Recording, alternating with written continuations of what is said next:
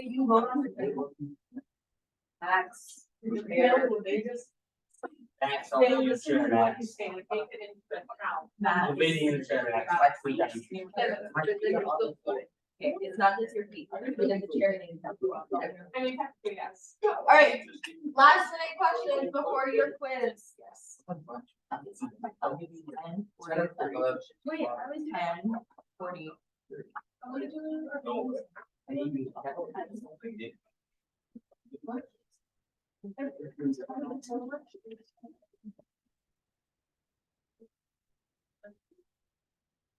If no questions get asked, you guys are gonna start your quiz. Next, ask the question. For number 4, like, you don't do that.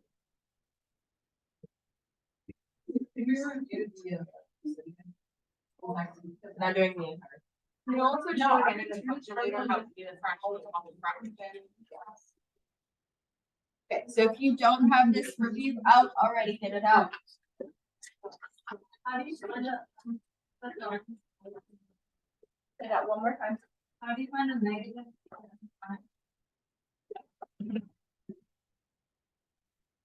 It's not really negative, but we'll. Anyone need another copy of the review?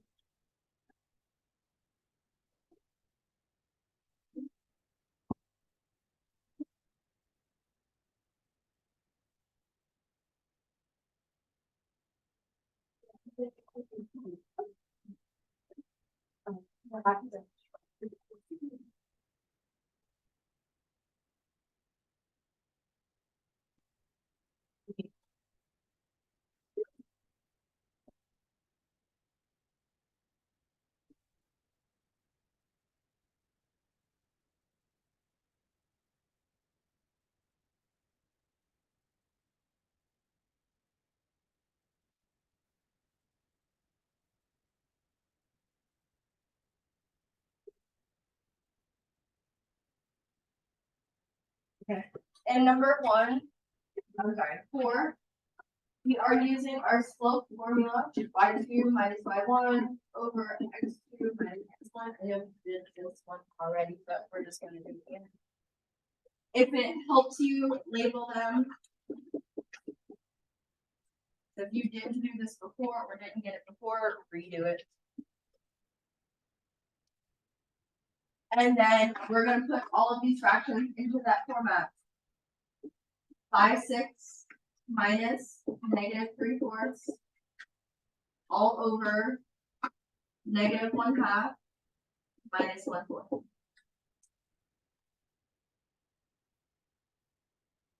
Then we have to get common denominators for both the numerator fractions and the denominator fractions. 12, these both go into 12, so to get them to be 12, I would have to multiply these by 2, both the numerator and the denominator, and these by 3. These I can multiply or get them to be both 4 by just multiplying both the numerator and denominator by 2. And then change all of your fractions. 10/12, this becomes a plus.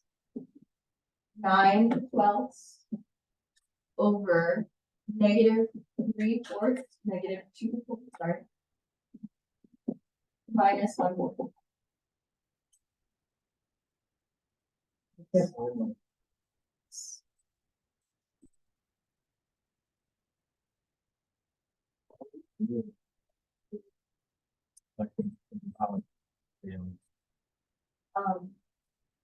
Because I know this can go into 4. This one's already. So I don't need to change. But if I wanted them to both be 8, then I will change. It depends on what number you pick up, that they both go into. So then we could simplify. 19/12 over -3/4.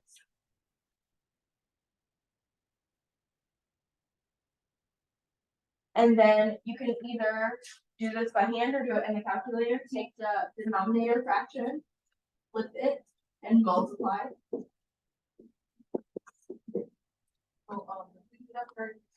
We don't put it on paper. This part you can do it in the calculator or but everything else needs to be done by hand. If we multiply that, we would get negative 19 9.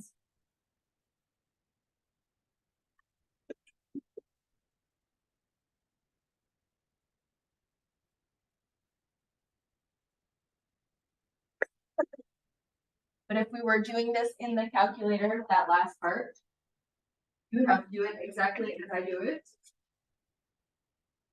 Alpha y equals. Do it again, alpha y equals.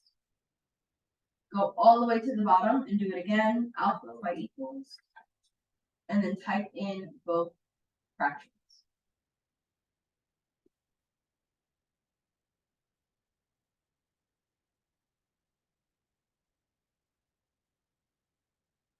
But we need to put like both on the axes of So this, putting this in the calculator is the same thing as doing that. Anytime you divide by fractions, you really multiply by the receipt.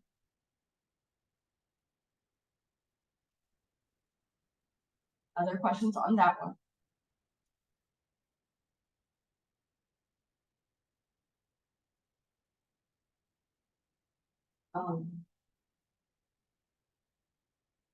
Naomi asked about something with negatives and undefined. There really is no such thing. It will either be 0 or undefined. So if you have a negative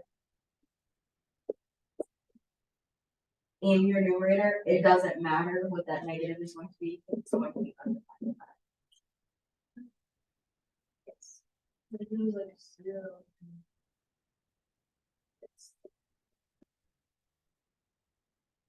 And if you aren't sure, put this into your calculator. It's either going to give you 0 or error. Error is undefined. Someone asked about 7.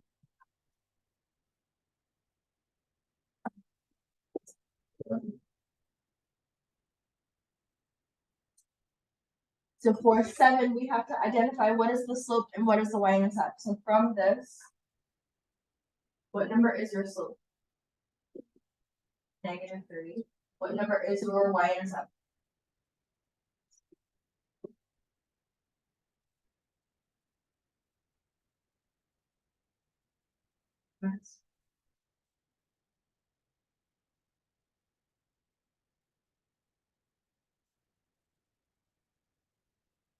For 6, this is just writing a linear equation with the slope of 1 and the y-intercept of -7. So it needs to be in the format y equals mx plus b.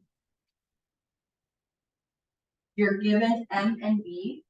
So y equals our slope of 1, x minus 7, or you can write it as y equals x minus 7. Either one.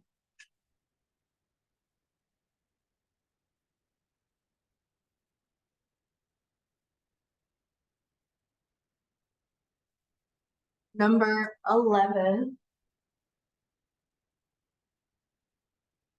If we are identifying zeros, what are we looking for? X-intercept. So on this, we would just plot the points that are x-intercepts. If it said identify the intercepts, you would need to label which intercepts are which. It just takes us. You can do that in addition to, but you also need to write the plot the points. Other questions?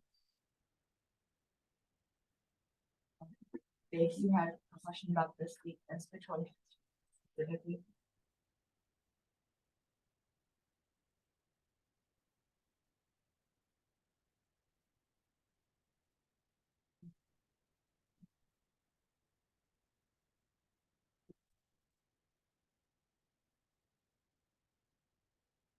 Come back to it.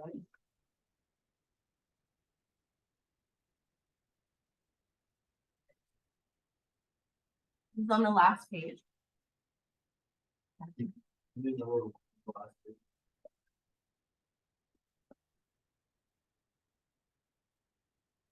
So let's do three and then let's do one and then we'll do three. For number one, we have to describe the transformations and graph it. Remember that this is comparing to what's already here. The -3 did what? What transformation? Y-intercept shifted down. This specific.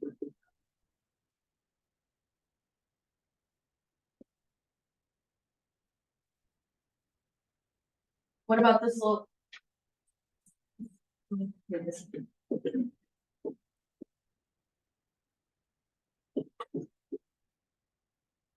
So then if we have to graph a line based on these, the y-intercept shifted down 3. It was at 0. Where's our new y-intercept? -3. The slope stayed the same, so the slope of this line was up 1, right 1 as many times as possible. So we're gonna do the same pattern. Up 1, right 1 as many times as possible.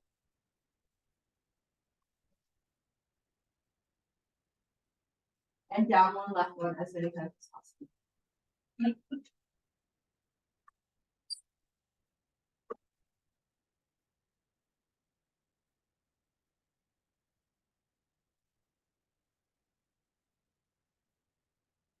On that one before we move on to 3.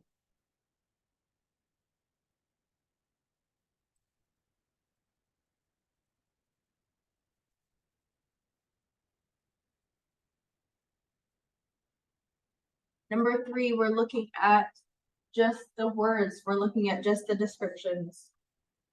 If this is the original and this is the new equation, and this is talking about shifted, is that talking about the y-intercept or the slope? Y-intercept. And did this shift up or down? Up, how do we know that? This is positive 5. This has to be right by intercept next. You would just start. Visualize. Right, and then that means this one is talking about the slope. So comparing the slopes, did this get steeper or less steep? Steeper, how do we know that? Number greater than 1.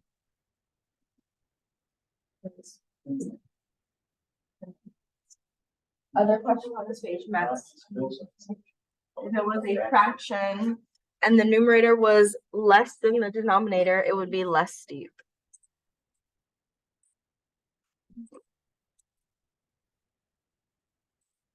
No, it's okay.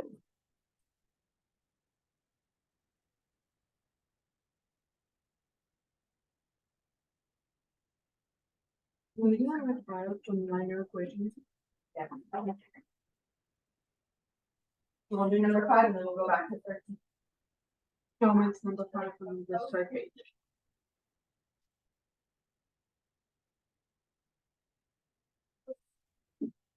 This page. Yeah.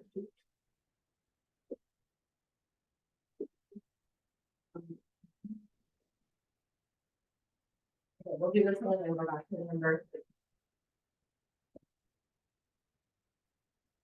For this one, we have to find the slope of the line, but this is not in slope intercept form yet. You can get rid of the 2 by doing what? So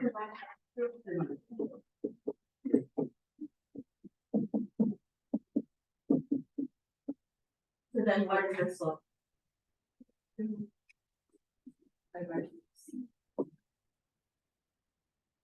So notice that it has your y-intercept up here to confuse you.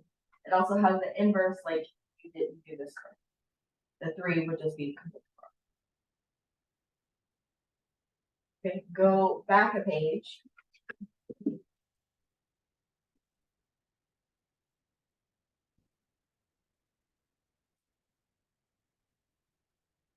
We have to identify the equation by converting. So here we can look at our y-intercept. We see that it's -1. If we were solving these, let's say we put 0 in for x, just trying to get the y by itself, to find the y-intercept. If I were to solve just this part, would that give me a -1? No, so not A. What about B? Yeah, so that could be the answer. What about C? No, what about D? Yes, so it's either B or D. Then if we find another point on this that crosses the grid lines exactly, we could count the slope. So our equation should look something like y equals 5/3 x minus 1. And then we would need to solve one of these to figure out what the answer is. So if we, let's say it was B, subtract 3x on both sides, means it's not what it goes.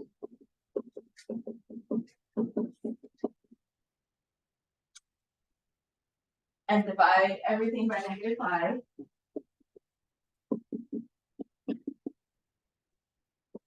We have a positive 3/5 x minus 1. So we have the y-intercept, but the slope is switched, so it can't be tested.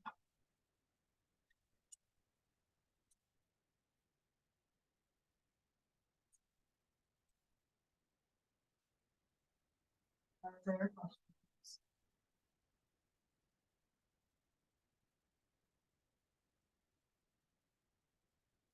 Doesn't go.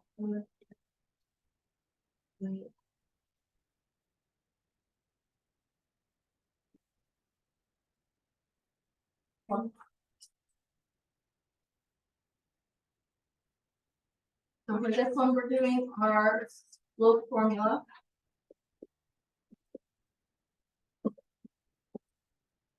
-4 minus 1 over 4 minus a -6. Plus subtract. What would we get? -5 over 10, simplify to.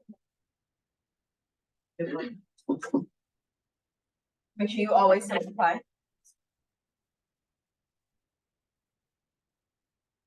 Other questions?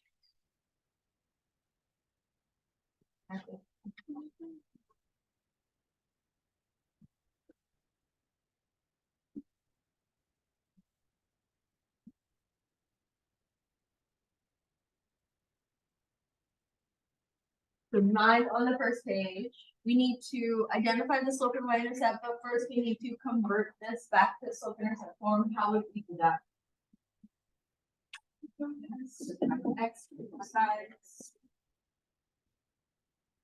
And then divide both sides by 2. Y equals, what would the rest of this be? 1/2 x minus 1. What is the slope? Positive 1/2. And the y-intercept?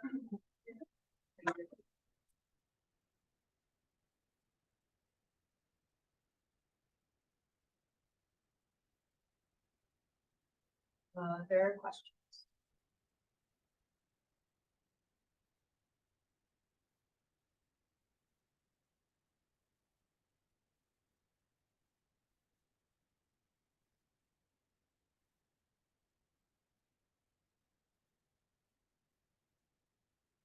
When we get back from lunch, you guys are gonna take your quiz. So make sure your phones are put up when we come back.